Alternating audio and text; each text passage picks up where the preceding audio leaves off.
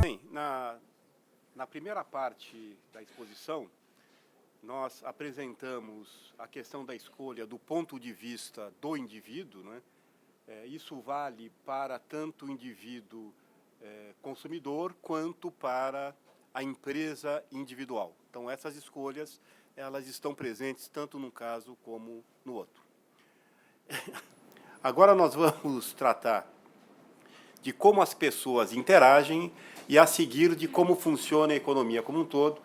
E, ao final, vamos só trazer duas questões aqui, bem simples, para, talvez, ilustrar o que apresentamos. Uma primeira questão é que o comércio pode melhorar a situação de todos. Ou seja, há regiões há pessoas que são especializadas numa determinada atividade ou num determinado campo de estudo, outras em outro, e justamente a interação entre elas melhora a sociedade e contribui para melhorar o bem-estar. Isso eu acho que é algo que faz parte da nossa vida e da nossa, de certa forma, interpretação, né, das relações humanas. Outra questão é que a competição resulta em ganhos de comércio. É uma questão que está em debate, inclusive, no Brasil, né, que os economistas reclamam muito que a economia brasileira tem que se abrir para o exterior, para justamente, com isso contribuirá para aumentar a eficiência na economia brasileira. E nós temos até, do ponto de vista de economia brasileira, nós temos até um exemplo, né, que foi um programa que foi implantado no início dos anos 90, quando assumiu a presidência o Fernando Collor de Mello, né, e houve uma abertura da economia, né, e o consumidor brasileiro pôde ter acesso a um carro russo chamado Lada, né, as crianças, aqueles chocolates chamados Kinder Ovo, né, e aqueles que estavam assim, haviam, durante toda a vida, ouvido dos pais que haviam vindo ao Brasil pelas questões, o século passado na Europa foi trágico para a juventude, né? Uma juventude passou a infância, uma geração passou a adolescência e o início da idade adulta nas trincheiras, né? Depois de adulto, sofreu os efeitos da crise de 29 e, um pouco depois, os efeitos da Segunda Guerra Mundial. Então, muitos vieram, nessas circunstâncias, para países como o Brasil, Estados Unidos, alguns países da África, né, Argentina, e, evidentemente, sempre aquela referência em termos de consumo, né? Os mais jovens não, mas as pessoas que já têm uma certa idade sabem que sempre é aquela questão do que o vinho importado do país dos pais era a referência em termos de consumo. Aí o Brasil começou a importar, em grande profusão, um vinho alemão de garrafa azul, né, que provavelmente deu muita dor de cabeça a muita gente. Mas, como era importado, a avaliação é que era... Mas, de qualquer forma, como consequência disso, né, a avaliação que se tinha é que a indústria brasileira ia acabar, essas coisas, mas não. As boas empresas, tá certo, até cresceram bastante, e nós temos uma inserção da economia brasileira na economia mundial. Empresas brasileiras, por exemplo, que produzem na China, que produzem nos Estados Unidos, sem contar o próprio setor agrícola, né, isso uma presença bem mais significativa. O setor de serviços, por exemplo, construção, né, apesar do problema da Lava Jato, mas, ou seja, a competição, essa possibilidade de abrir o mercado para produtos importados, né, nós entrávamos no supermercado e o que nós tínhamos é acesso a queijo Minas, né? Eu falei aqui do vinho, a referência era um vinho chamado Chateau do Valier, né? Claro que tinha o sangue de boi, mas o sangue de boi, as pessoas compravam de garrafão para aquelas... era o Chateau do Valier, chocolate Lacta, e tinha que era um óleo salada, porque na verdade não era azeite, que todo mundo usava para salada, que era o seguinte, era um óleo, se não me falha a memória, de amendoim não, de algodão, caroço de algodão, misturado com um pouquinho de azeite. Eu tenho uma colega professora da faculdade, que é de família de origem espanhola, e ela disse que quando a mãe dela veio ao Brasil, a primeira vez que usou aquele óleo, quase caiu de costas, porque o costume era usar azeite, né? E hoje em dia nós entramos no supermercado, tem azeite grego, turco, queijo de tudo quanto é canto, chocolate de tudo quanto é canto. Então, isso mostra como o comércio, né, melhora o bem-estar e também melhora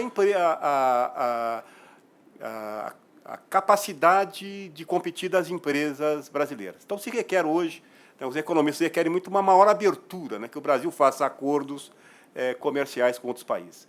Então, quer do ponto de vista pessoal, né, quer do ponto de vista individual, quer do ponto de vista da economia como um todo, essa competição e esse fato das pessoas terem especializações, isto melhora o bem-estar. Também outra coisa do século passado, né? Normalmente a medicina era muito feita em casa, né? Eram chazinhos, né? A pessoa tinha um problema, então era chá de camomila para uma coisa, ou seja, a avó ou alguém em casa detinha um conhecimento de quais as ervas que seriam mais apropriadas para determinados problemas. Hoje em dia, há uma medicina muito especializada, né? Aliás, como em todas as áreas, inclusive na área do direito, e quando a pessoa tem um problema, ela recorre especificamente a isso, e os profissionais também eles operam, né, em escritórios em que combinam competências. Isto é positivo. Então, o comércio permite que cada um, é claro que depende também do tamanho do mercado, né? Se tem um mercado suficientemente grande, como, por exemplo, o mercado para medicina numa cidade como São Paulo, é possível essa especialização. Onde o mercado for menor, isso já complica. A pessoa tem que atender, né? O caso, por exemplo, que norteia esse programa, né, de médicos, de família, esse tipo de coisa, a pessoa tem que atender uma série de propósitos. Então, um exemplo, né, que o Brasil tradicionalmente é um exportador de produtos agrícolas, né, com o café, com a cana, com o algodão, e agora com a carne bovina, né? O Brasil é um dos maiores, talvez está se encaminhando para ser o maior produtor agrícola do mundo, já é o segundo praticamente abaixo dos Estados Unidos, mas nós temos uma deficiência em máquinas e equipamentos que incorporam alta tecnologia.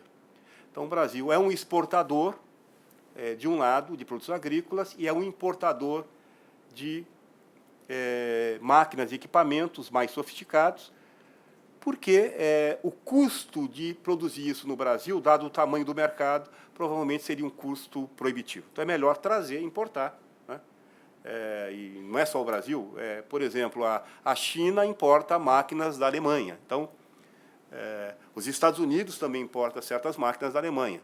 Então, isso melhora o bem-estar, melhora a eficiência de produção.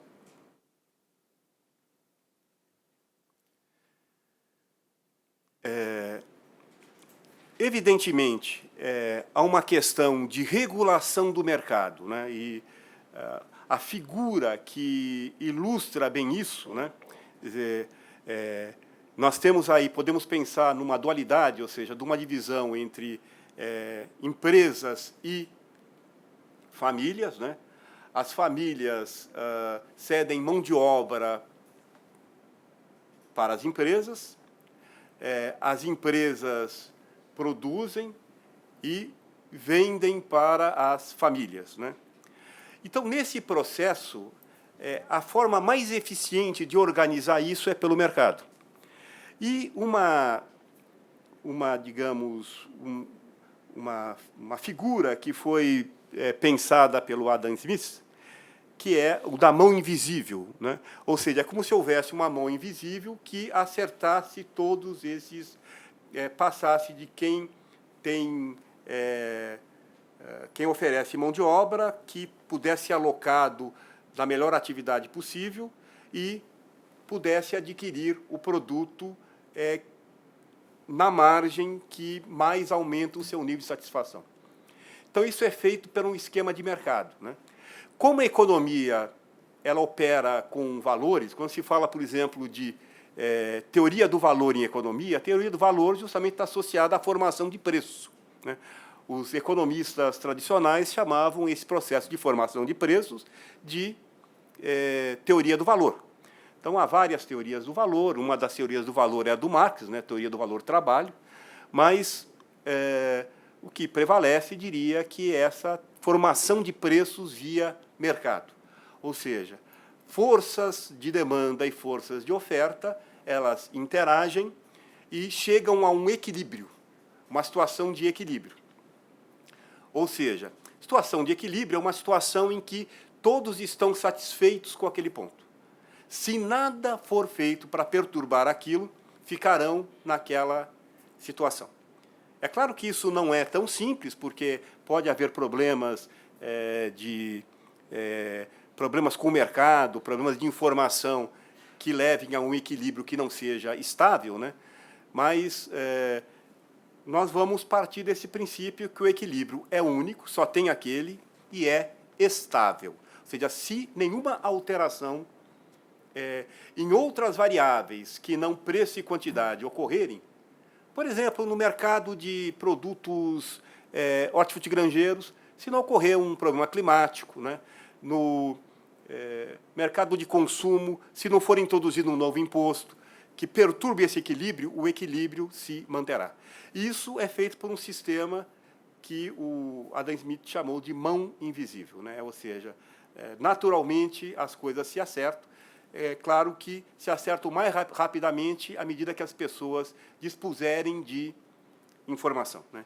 E hoje em dia a informação flui muito mais rapidamente do que no passado. A pessoa quer ter uma ideia de quanto pagará por um equipamento eletrodoméstico, ela entra na internet, procura lá, tá certo? Tem sites de busca, ela já tem uma boa ideia, né, de quanto pagará em cada caso.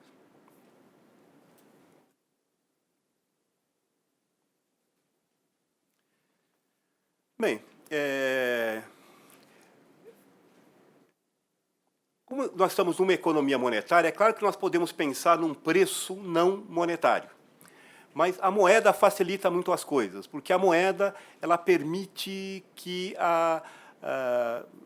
superar um problema quando se tem, por exemplo, trocas, né?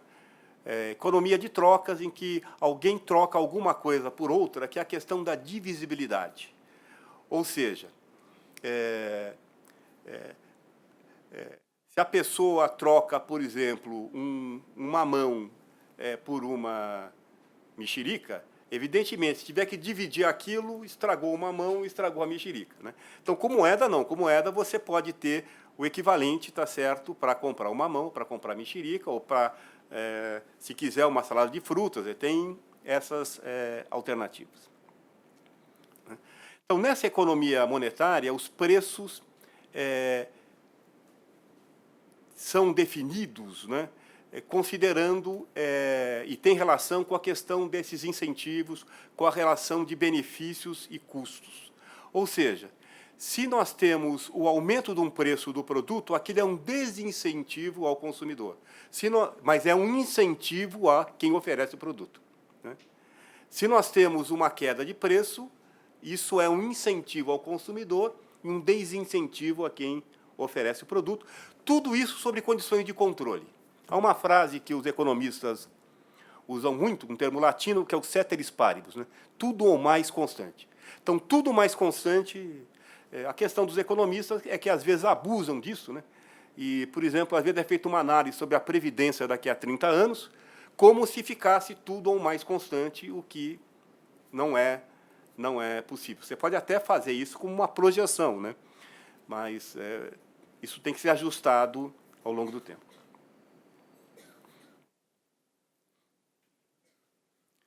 Então, no caso, os agentes, né, tomam decisões individuais considerando esquemas, né, que são esquemas de oferta e esquemas de demanda. Bom, os mercados, eles apresentam problemas, né?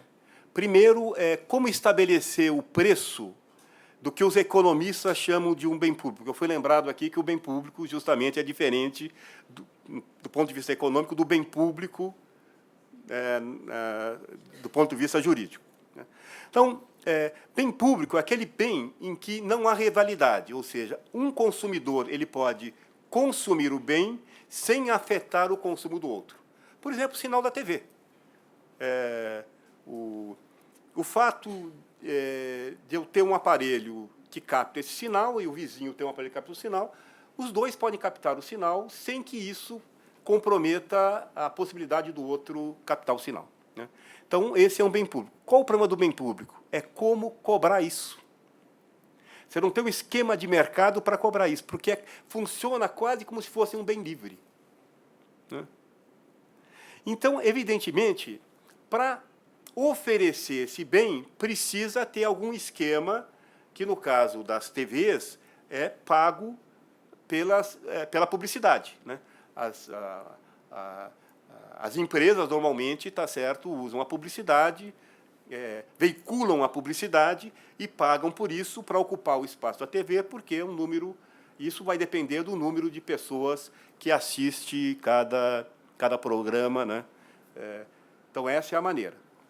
Mas também a maneira, algo que eu citei aqui, que é a questão do free rider, né? Ou seja, do carona. A pessoa pode utilizar o serviço, né, sem que propriamente alguém pague por aquilo, né? Então, mesmo em casos em que se tem aí,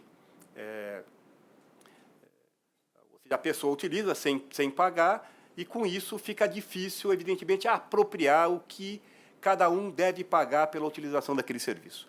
Então, esse serviço deve ser naturalmente regulado pelo Estado, né, para justamente fazer com que haja incentivos para que alguém ofereça o serviço. Porque, se não houver nenhuma forma de pagamento, ninguém será incentivado a oferecer o serviço. Então, essas...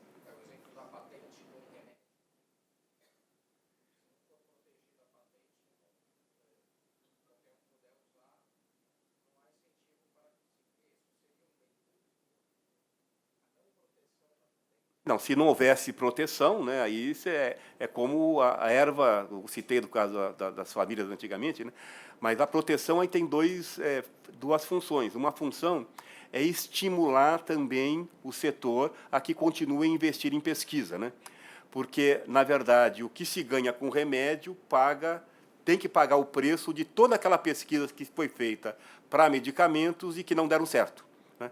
Então, de fato, aí tem que haver uma regulação para isso. Se bem que isso é uma regulação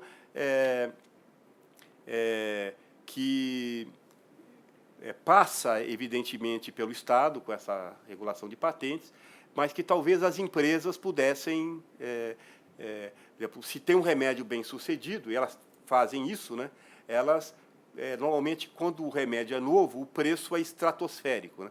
Nós temos o caso, por exemplo, dos medicamentos de alto custo. Sempre que sai um remédio novo, né, isso a gente percebe no nosso dia a dia, né? Sempre que o médico manda mudar a prescrição para algo mais novo, normalmente é mais caro. Só depois de algum tempo é que justamente é quebrada a patente e o remédio pode ser vendido como uma especificação genérica, né? E o preço cai significativamente. Então, mostra que o problema não é do processo de produção do medicamento, mas sim a necessidade de financiar a pesquisa nessa área de medicamentos.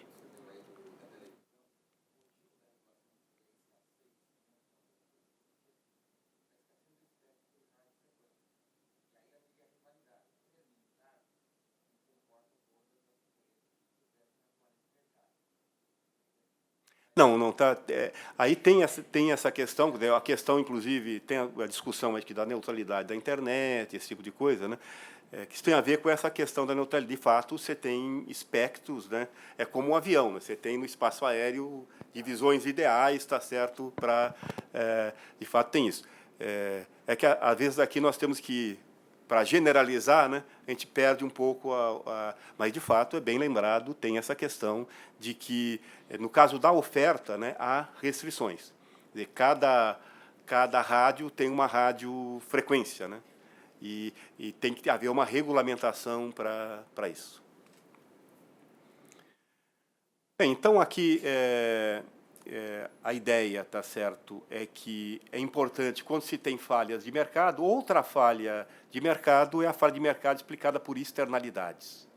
Ou seja, um setor produz um bem que gera uma externalidade para o vizinho.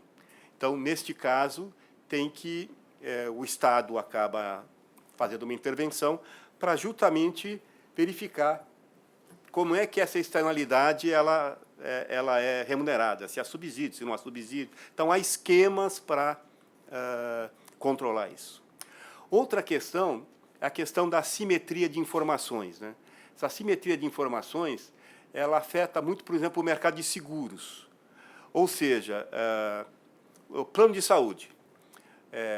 O plano de saúde comercializa lá o seguro-saúde, mas a pessoa que pretende ir lá ingressar no plano de saúde, ela pode justamente estar numa situação com a sua saúde já comprometida. Então, tem aquela série de cláusulas, né, de doença pré-existente, esse tipo de coisa.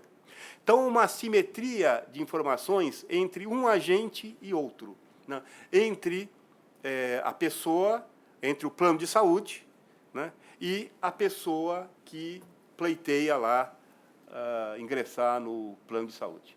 Essa ideia de assimetria de informações foi pensada por um economista, que é o George Akerlof, baseado no mercado de carros usados dos Estados Unidos, mercado de Lemons, né? Ou seja, o vendedor do carro sabe todo o problema que o carro tem.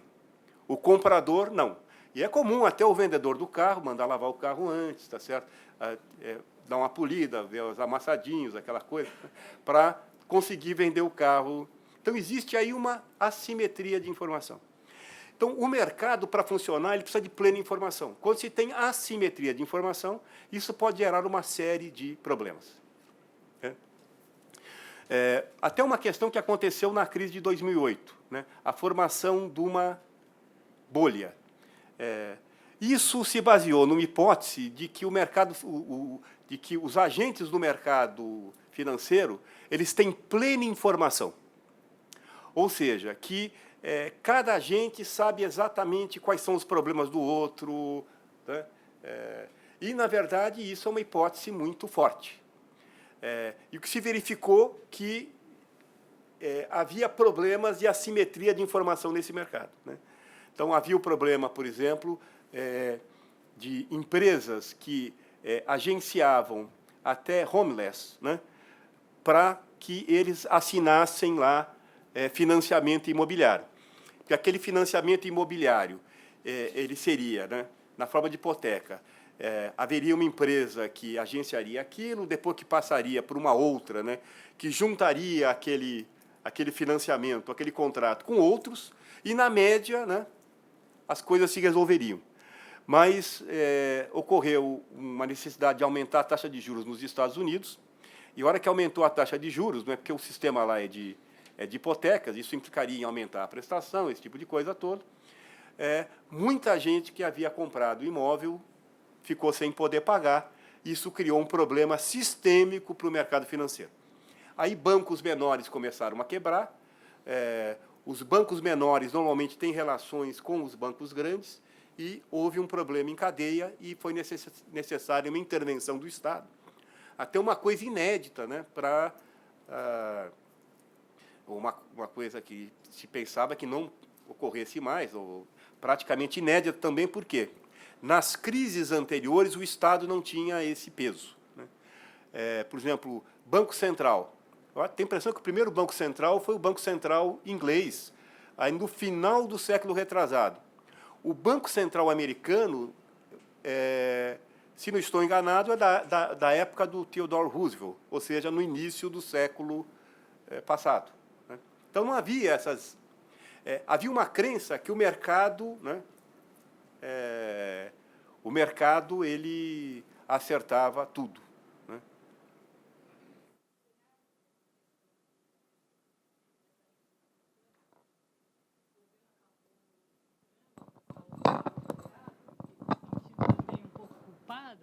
Na medida em que, com o Reagan, se começa aquela deregulation, né, deregulation, eles acabam tirando a regulamentação dos bancos e larga ao Deus dará do mercado, e aí viram que não era bem assim. Será que não foi uma meia-culpa?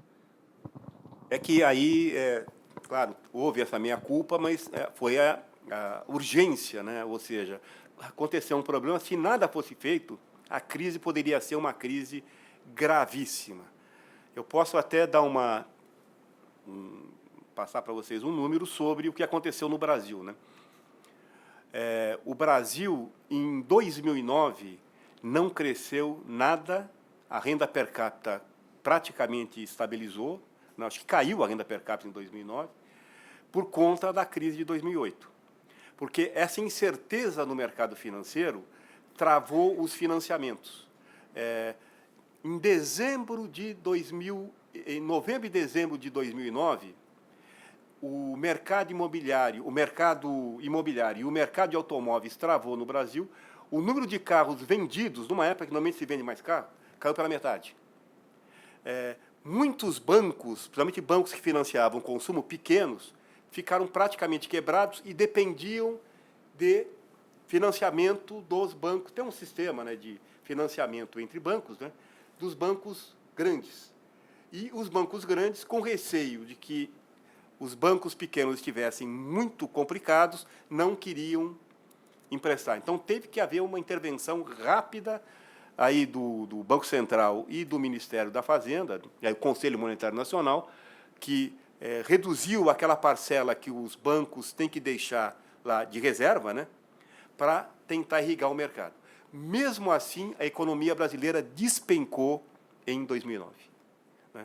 A economia mundial entrou em recessão e a economia brasileira despencou. Ou seja, isso afetou os mercados como um todo. O Brasil, que tem, desde o Proero, uma das instituições, um sistema financeiro dos mais sólidos. Né?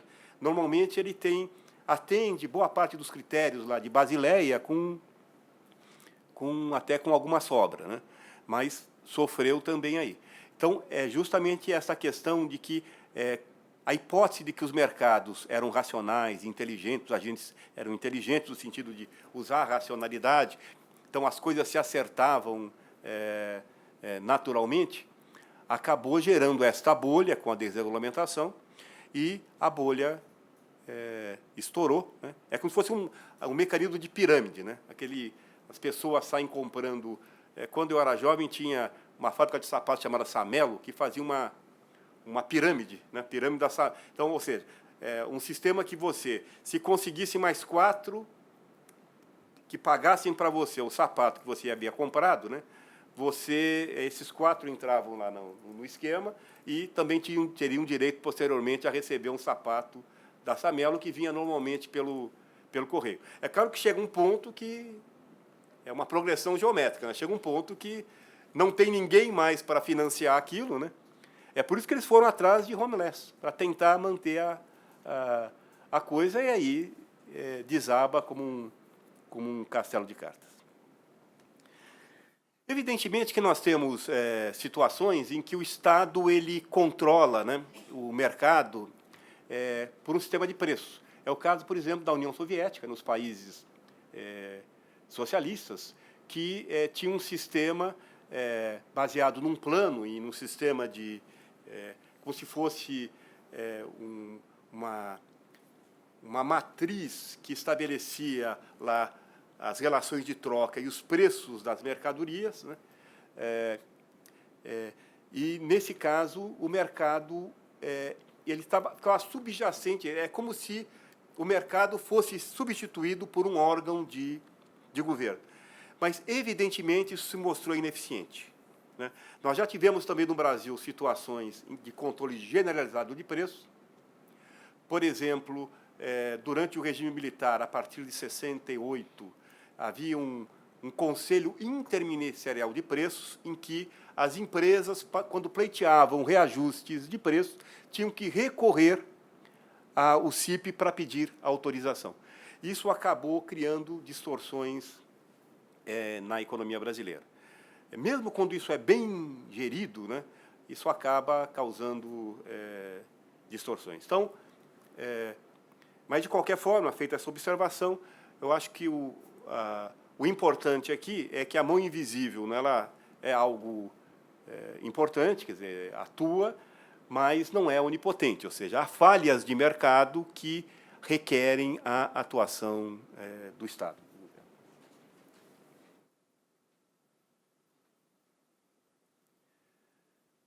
Evidentemente, o governo atua para fazer o quê?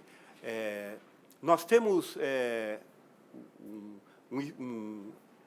uma organização de mercado que serve de referência, que é a concorrência perfeita. Então, nós temos muitos agentes, tanto do lado de quem produz, como do lado de quem compra, e isso permite que se chegue a uma situação de otimização em termos de bem-estar, né? Mas, mesmo nesses casos, se há um problema de falha de mercado, né, se há algum problema de falha de mercado, aí cabe ao Estado intervir. Mesmo que não ocorra a falha de mercado, há uma questão importante, que é a questão da equidade. Ou seja, o mercado pode ser eficiente, mas com uma desigualdade muito grande. Aí é importante, tá certo, o Estado intervir para tentar, mesmo com alguma perda de eficiência, conseguir esse objetivo social, que é de uma maior igualdade. Então, nós já falamos aí das falhas, tá certo, que são consequência de um mercado que tem externalidades, também a questão da assimetria de informação e também a presença de monopólios, né? Monopólios e oligopólios acabam dando um poder de mercado a agentes individuais que pode gerar a perda de eficiência, ou seja, a economia produz menos do que poderia produzir.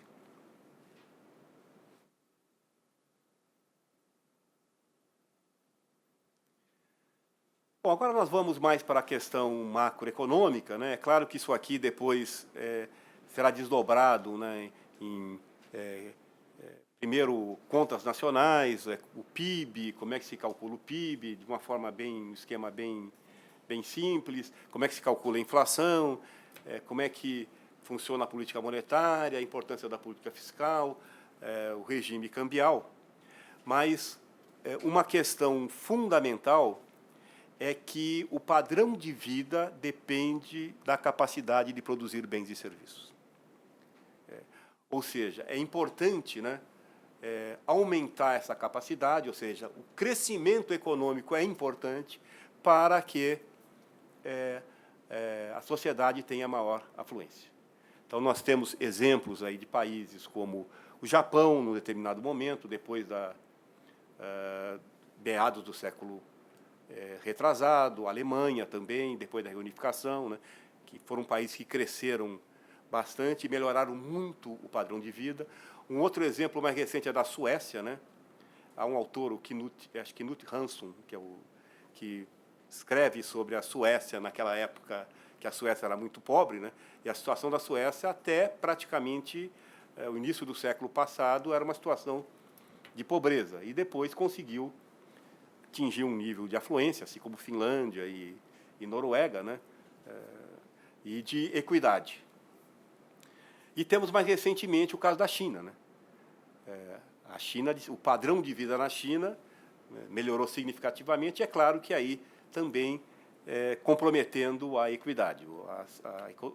A China hoje em dia é muito mais desigual do que era antes dos anos 80. Bom, e com relação a esse padrão de vida, normalmente a tradição é considerar a economia nacional e medir esse padrão de vida com base na economia nacional. Ou seja, por quê? Porque há cada país tem as suas instituições, tem, por exemplo, formas de atuação do governo para atuar até no sistema econômico, no mercado, na formação de preços, né, que podem dificultar a comparação com outros países. E tem a questão da moeda, né, tem a questão da gestão da moeda. Então, normalmente, o PIB é medido em moeda nacional, assim como a inflação é moeda nacional. Mas é possível comparar isso com o padrão de vida de outros países. Um caminho que é mais simples é simplesmente converter, né, o PIB em valor, por exemplo, no Brasil, que é medido em reais, em dólar. Aí se toma, por exemplo, como o PIB é calculado por um ano, se toma o dólar médio do ano, tá certo, para o qual o PIB é calculado, e se converte em dólar. Mas isso cria um negócio, uma coisa paradoxal, né? Em dólar, às vezes o PIB do Brasil sobe muito, às vezes cai muito, né?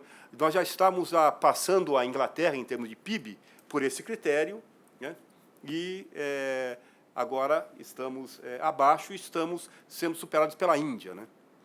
Uma outra maneira é no que os economistas chamam de paridade de poder de compra. O preço relativo de cada bem ou serviço num país é diferente do preço relativo de outro. Eu até citei no intervalo uma série que eu acompanhei durante um tempo, a Mad Men, né? Então, aquelas casas americanas maravilhosas, muito grandes, não se vê um empregado doméstico, né? Então, por quê? Porque é caro. Então, quando, por exemplo, se avalia o padrão de vida no Brasil comparativamente ao padrão de vida nos Estados Unidos, aplicando para os preços aqui os preços de lá, que seria o correspondente a que chama de paridade de poder de compra, o nosso PIB acaba aumentando. Por quê? Porque o serviço aqui é muito mais barato do que lá, né? Então, o Brasil, em termos de paridade de poder de compra, tem um PIB muito grande, né? Tem um PIB, um dos maiores PIBs do mundo. Então, são maneiras de medir, né? Cada uma tem, para comparações internacionais, a paridade de poder de compra é importante, mas, do ponto de vista de política interna, o importante é se está aumentando o PIB aqui, se está aumentando o emprego aqui, se a inflação está controlada. Isso que é importante. Evidentemente, a questão de padrão de vida tem a ver com produtividade. Para produzir mais com eficiência, isso quer dizer o quê? Aumento de produtividade. Hoje em dia, economistas mais da linha mais ortodoxa, né, que fomentam a economia nos principais jornais, como, por exemplo, o Samuel Pessoa, o Schwartzman, né, que comentam a economia, eles sempre se referem à questão da produtividade, que a longo prazo é importante aumentar a produtividade. Ou seja, produzir mais com a mesma coisa, né, ou até com menos, ou seja, o produto por trabalhador, o produto por unidade de capital aumentar. Então, normalmente, a qualidade de vida dos países e a condição de vida se deve à produtividade nesses países. Claro que a produtividade depende, tá certo, de uma combinação de fatores, do acesso à educação, depende, tá certo, para as pessoas, além do acesso à educação, de poder utilizar capital de alta qualidade, né? Eu cito até um exemplo de alguns colegas meus. Eu fui presidente do Conselho Regional de Economia em São Paulo. E o Conselho foi convidado, eu, por uma questão de bom senso, recusei o convite, mas mandei alguns colegas para irem a Cuba, a uma conferência em Cuba, e eles voltaram assustadíssimos, isso há cerca de 10 anos, porque não era incomum, tá certo, eles encontrarem pessoas que o recepcionavam nos hotéis ou motoristas de táxi com uma formação e uma cultura muito grande. Motoristas de táxis que haviam cursado medicina, por exemplo. Isso chocou. Aí mostra que só investimento em capital humano, sem o correspondente investimento em capital, também não dá certo. Você precisa ter acesso, precisa combinar as duas coisas. É como uma pessoa, tá certo, que tem uma formação outstanding, né, a pessoa não ter lá um computador para poder trabalhar, né? Ou seja, um escritório de advocacia que não tenha lá o Word, né, e, consequentemente, não tem aquele negócio de pegar as peças e verificar uma peça similar lá que já fez e copiar e colar, né? A produtividade cai muito. E, para, evidentemente, aumentar a produtividade, é fundamental investir. Então, um dos problemas do Brasil é justamente a carência de investimento.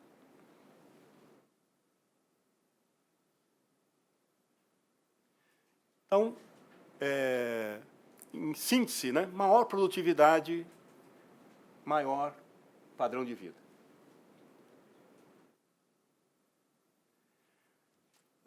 Uma outra questão macroeconômica, a questão da moeda, né, isso há até uma teoria dos economistas neoclássicos, né, que é a teoria quantitativa da moeda, né, quando aumenta a oferta de moeda, a inflação sobe, se estabelece um leilão sobre bens.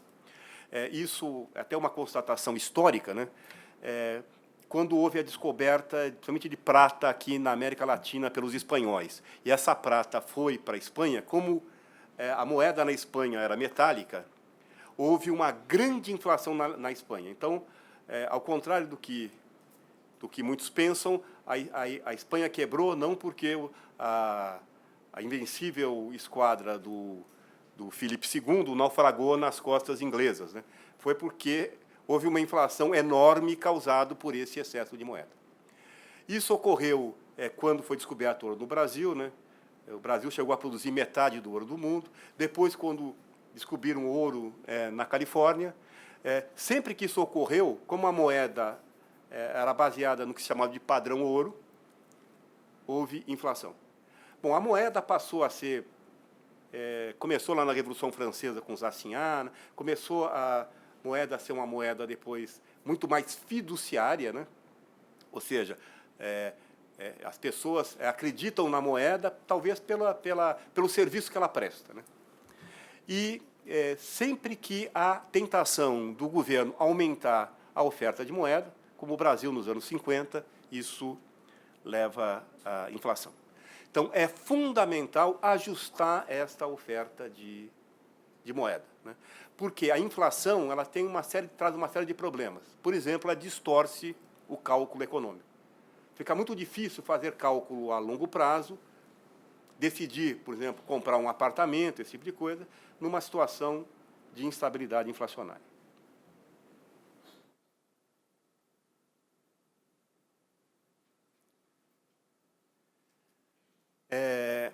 Uma outra questão que é um trade-off macroeconômico, né? Aqui mais de curto prazo, porque tem relação com a política econômica no curto prazo, ou seja, no período de um ano, talvez um pouco mais, que é conhecido como curva de Phillips. Isso porque um economista inglês, analisando dados de inflação e desemprego na Inglaterra, dados seculares, verificou que normalmente havia uma relação, né? Quando havia uma atividade econômica mais aquecida, o desemprego era menor e vice-versa. Então, isso foi uma regularidade estatística. Ele colocou os pontos lá num gráfico e chegou a uma regularidade estatística. E depois isso suscitou uma teoria, né, que é a teoria da curva de Phillips, que hoje em dia é fundamental para a teoria econômica. Foi incorporada à teoria econômica. Inclusive por alguns economistas, como Milton Friedman, que ganhou o Nobel de Economia.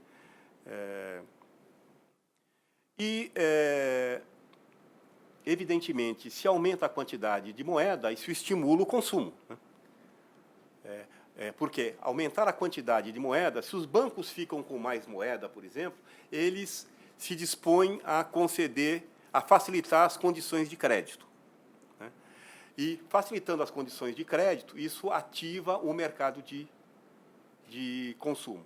A questão é que pode ativar o mercado de consumo além da capacidade de produção da economia no curto prazo. Então, isso gera a inflação. E, claro, a inflação é ruim, principalmente a inflação que tem uma trajetória de aceleração, né?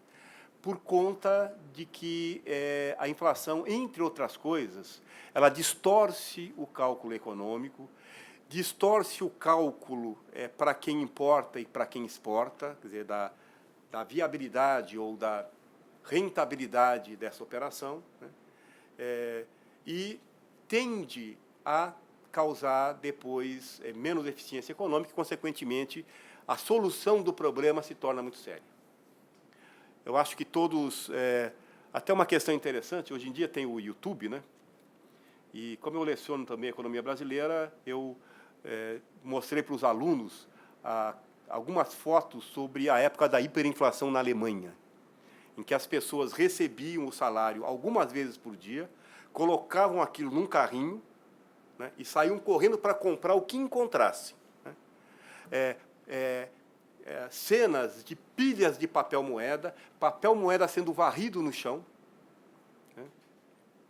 E há até uma exposição aqui na Casa das Rosas, e um dos expositores lá colocou algumas moedas, né, da época do Brasil de hiperinflação, né, em que quem viveu naquela época e trabalhava teve a oportunidade de ser milionário, né, porque nós chegamos a ter moeda de 500 mil, né, então bastava receber 2 dessas para ser milionário.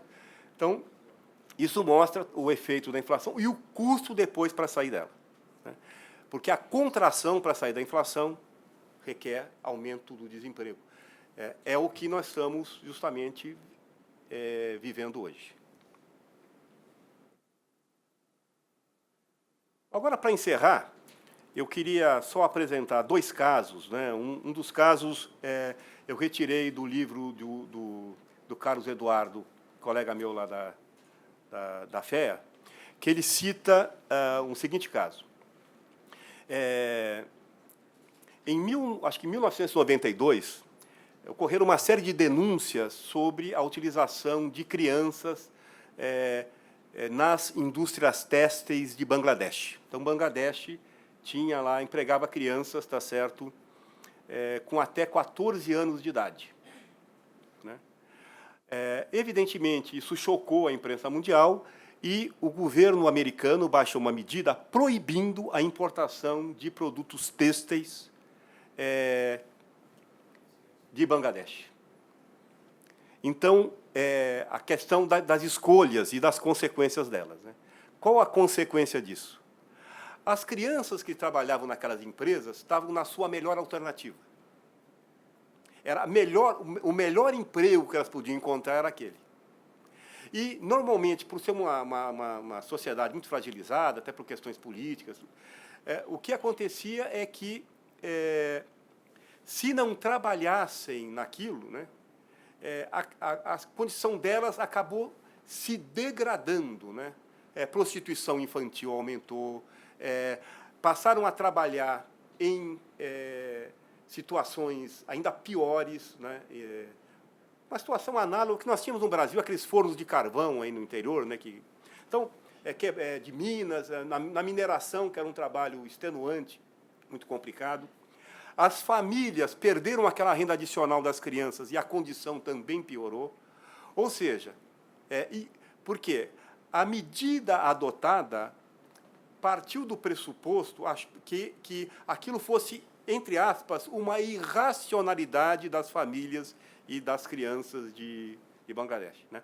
Mas nós sabemos que não necessariamente a afluência tem relação com a inteligência, com o QI, né?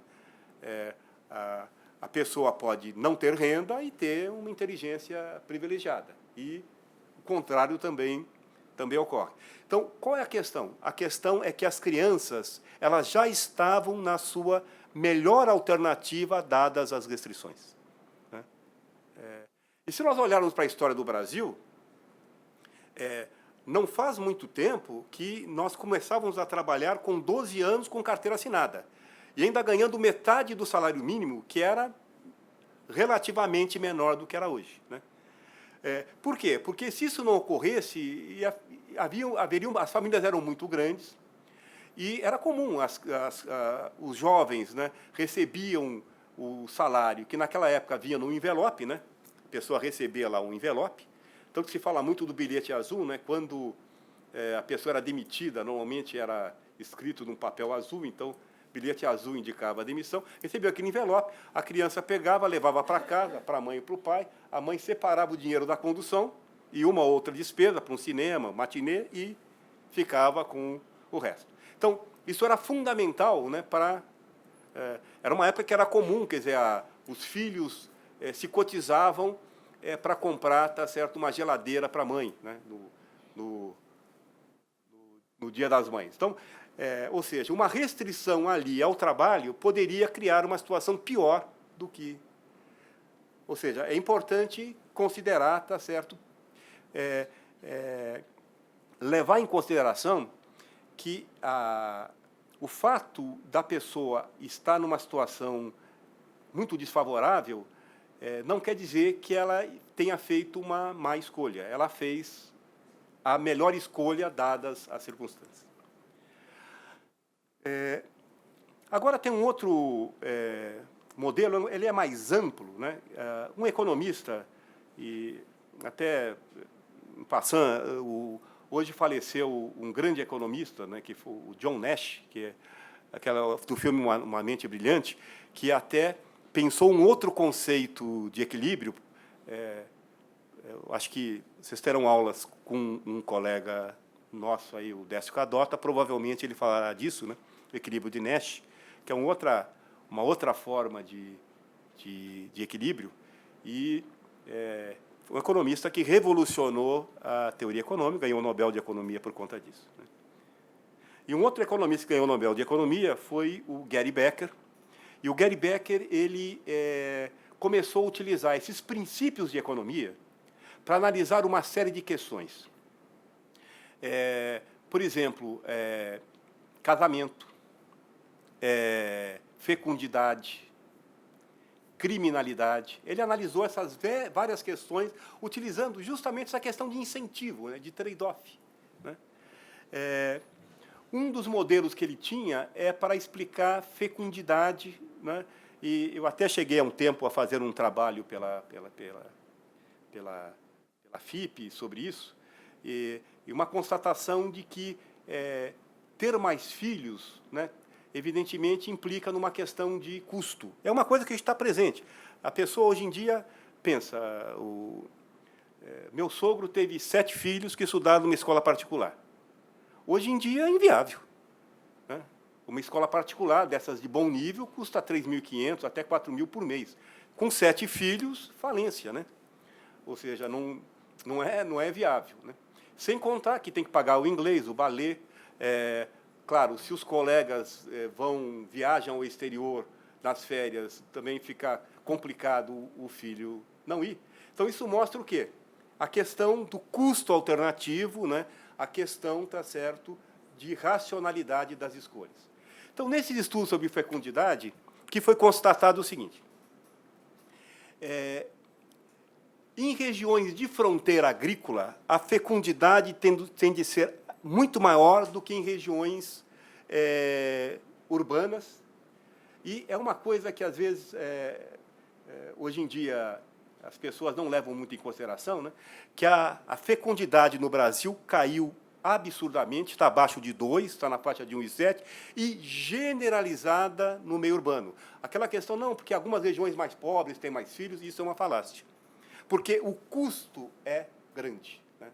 O custo é grande. Então, isso leva à escolha. Quer dizer, quando a pessoa escolhe ter um filho a mais, ela tem que pensar, olha, preciso comprar um apartamento maior. Que com 2 filhos dá para dar um casal, dá para dar um quarto para cada um. Se tiver 5, já não dá. Tem a questão da escola, né? Tem a questão depois de, eventualmente, apoiar a pessoa para fazer o cursinho, para cursar a faculdade, esse tipo de coisa. Então, isso tudo faz com que haja um desestímulo, né? E que leva a outra questão. Se, para ter um padrão de vida melhor, as pessoas, normalmente um casal, aí é necessário que o casal trabalhe, né? Tanto o homem como a mulher, para ter um padrão de vida melhor. Então, isso que qualifica a questão, por que a fecundidade no Brasil caiu tanto, né? E o Gary Becker, ele estudou o comportamento criminoso nos Estados Unidos, e ele achava que também a questão do crime tinha componentes. É claro que não é só isso, né? Quando nós falamos disso, é o que chama de efeito ceteris paribus, né? Os demais fatores sob controle, né? Demais fatores sob controle, porque, é claro, tem a história de vida da pessoa, se a pessoa veio de uma família mais pobre, ou de uma família já com uma certa tradição ou seja, de transgressão, ou pais, por exemplo, drogados, esse tipo de coisa, ele não entrou, né? Ele simplesmente obteve uma amostra de 2.000 e quase 3.000 pessoas, né, homens, que nasceram na Califórnia entre 60 e 61. Isso ele fez em 86, então pessoas relativamente jovens, né, 25, 26 anos de idade, né, para analisar o comportamento criminoso, né.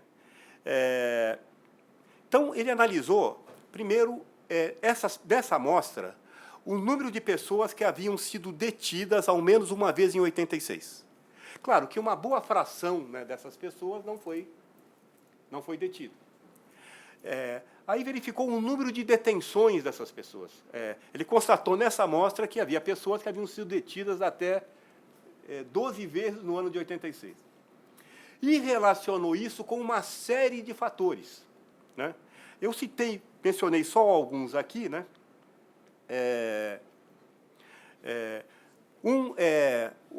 Proporção, o número de prisões anteriores a 86, que levaram à condenação, ou seja, se a pessoa já foi presa anteriormente e condenada, a duração média das sentenças, né, ou seja, quanto durou a sentença, e também a questão de, em 86, o tempo de desemprego, se eventualmente tenham ficado desempregados.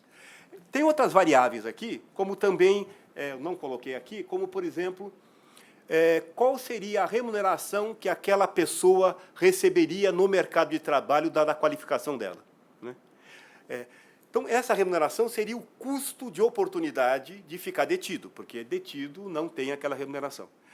E, claro, era uma amostra, ele levantou todas essas variáveis. Havia um banco de dados, tá certo, na Califórnia sobre isso, um número muito maior de variáveis, inclusive do que essa. Fez um trabalho econométrico e constatou que, de fato, quer dizer, o fato da pessoa ter sido detida mais vezes nos anos anteriores se relacionava com o fato de ter sido detido uma ou mais vezes em 86. Né? Do mesmo modo, o fato de ter permanecido mais tempo na prisão também se relacionava. Normalmente, se ficou mais tempo na prisão, isso acabava tendo um efeito de desestimular voltar a cometer o crime. E também a questão do desemprego, né? Uma pessoa que tenha, eventualmente, ficado no desemprego mais tempo, aí ele teria quase que um incentivo a conseguir renda na contravenção. E é interessante que, claro que, quando o Gary Becker começou a utilizar uma espécie de uma economia muito ligada a comportamento, esse tipo de coisa. Hoje em dia existe até uma corrente comportamental. Isso chocou um pouco os economistas mais tradicionais, mas, de fato, o que ele mostrou é que existe uma questão de escolha, aquela questão do trade-off, a questão de incentivos, né? Tudo isso levando, do ponto de vista individual, a tomada de certas decisões, né? Então, com isso, eu encerro a apresentação de hoje, mas, antes de encerrar, eu deixo a palavra aos senhores, para que os senhores e senhoras, quem quiser fazer alguma observação, inclusive alguma crítica, se for o caso, né, por gentileza, que eu faça.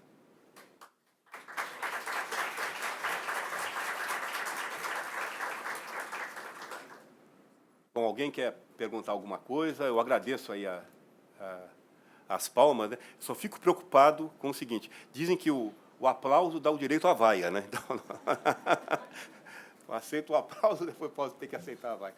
Não, mas isso eu fico aqui mais um pouco à disposição dos senhores aí para eventualmente alguma questão. Aqui eu procurei tratar basicamente de princípios, porque nós vamos verificar que os que se segue dos princípios, né? E o meu objetivo foi mais quando se estuda qualquer ciência num nível num nível intermediário, um nível já se pressupõe que as pessoas têm esses princípios. Então, a pessoa pega o livro para ler e vê aquele negócio tudo cheio de matemática, de estatística, né? Algumas coisas que já recorrem ao jargão anterior, mas o fundamento da economia está nisso. Isso eu diria que é o fundamental. Ou seja, são essas questões que foram elencadas aqui.